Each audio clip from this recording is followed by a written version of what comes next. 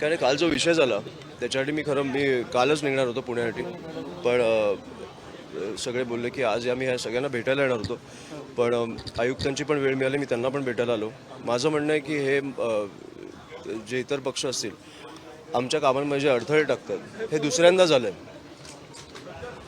झालं आहे आणि त्याच्यामुळे ते सत्तेत असतील तरी कितीही प्रेशर टाकला तरी फरक पडणार नाही हे दाखवायला मी आज आलो. मी आमच्या मुलांच्या मागे उभा आहे कारण ते उत्तम काम करतात.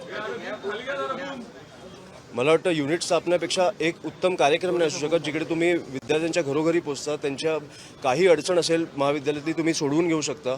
त्याच्यामध्ये जर येऊन अडथळे टाकणं, तुम्ही बोट घातला तर आम्ही हात घालणार.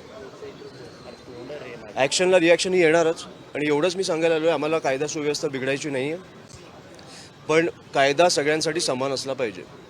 सत्तेत आम्ही आपल्याच आपले कार्यकर्ते तिथं पक्ष स्थापन करत होते शाळेमध्ये, परंतु पॅम्पलेट्स तुम्ही दाखवले, मात्र तुमच्याच विरोधात कार्यकर्त्यांच्या विरोधात गुन्हा दाखल झालेला आहे. कुठेतरी म्हणजे तो ट्रेसपासिंगचा आहे आणि कारण आम्ही मी ज्यांच्याशी बोलतो ना त्यांच्याशी बघून बोलू शकतो. मला माहिती आहे तुम्ही जेवढं आहे तेवढं रेकॉर्ड करा. तुम्ही पुढे या ना थोडे. सर तुम्ही खरं तर सीपी साहेबांची भेट नाही मी काल जसं आम्ही त्यांचं ऑफिस बंद केलं, त्याच्या ऑफिसला टाळं लावलं, असं ते बोट घालत बसले तर त्यांचे पुण्यामधले सगळे ऑफिसेस बंद होतील. तसंही त्यांचं काम चालू नाही आहे.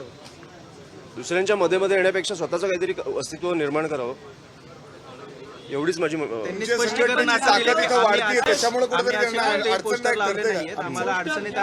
मी आज सीपी साहेबांना बोललो, CCTV आहेत आपल्याकडे, ते मुलं कोणात बघू, ते जर त्यांची निघाली तर मला वाटतं सगळे ऑफिसेस त्यांचे बंद करावे लागतात. सर अनेक शाळांमध्ये कॉलेजेसमध्ये मनसेची ताकद वाढते विद्यार्थी सेनेची.